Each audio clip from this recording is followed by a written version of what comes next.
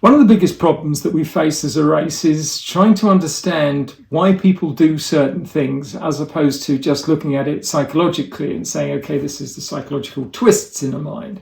But if we start to look at it from the consciousness angle, and that's what the university is about, we start to look at how conscious a person is. We've all seen this in terms of probably seen a driver and we go, crikey, they don't even know where they are on the road. They seem to be completely unconscious of what they're doing. That's a state of consciousness within a particular context. Certainly, we see that as a skill, but it's a certain state of awareness of what's called spatial awareness around you, to be able to navigate situations. So when we look at the word consciousness, most people don't really have a definition of what it is, and an accurate one, because they just use the word. And that's a big problem, because if we just keep using a word and not really understanding it, we can't really even determine whether AI is conscious, because we haven't got a definition for our own consciousness. So as we've looked at consciousness over the years, and we've been this for about 20 years now, we've looked at what the archetypal traits are of certain differences between certain consciousnesses. What's the difference between a waitress, for example, and a CEO of an international corporation? What is it? Is it just education? Or is there a different sense of self-identification, usually within limitation? So the waitress goes, I can only ever be a waitress. Unconsciously, that comes up and she reflects it back on herself, and that creates her reality. Now, in terms of a CEO, he has a different perception about himself or herself, but only about 17% of CEOs are women. So I don't want to be sexist here, but ultimately the majority of the world is run by men. And we've got to ask the difference. What's the difference between female consciousness and male consciousness? So these are the kinds of questions that we've looked to ask. And over the years, we've started to realize that there are different patterns, archetypal patterns at different levels, and there are 9 levels to human consciousness.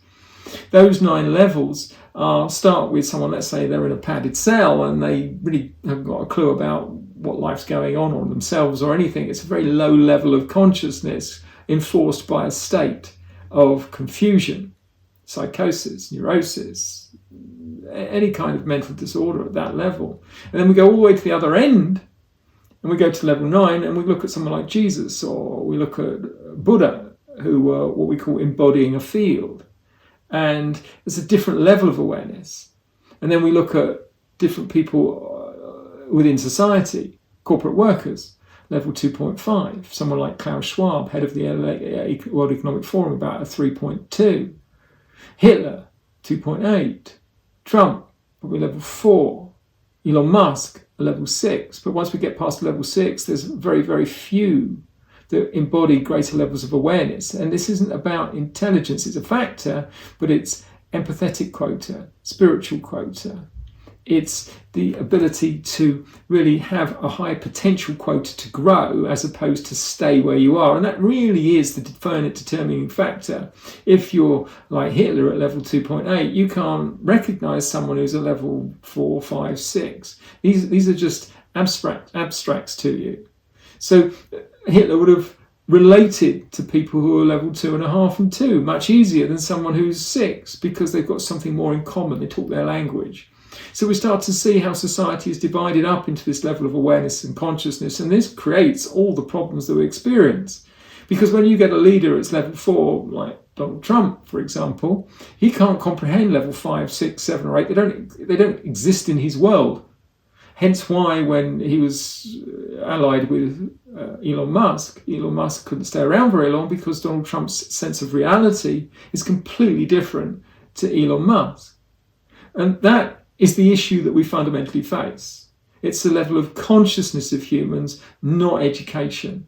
And once we get that, we start to realize that we've got to do something about it. We've got to increase the awareness, and that means structural change to the brain. And that's what the Consciousness University is all about. Not just giving information, that's not really what we're about.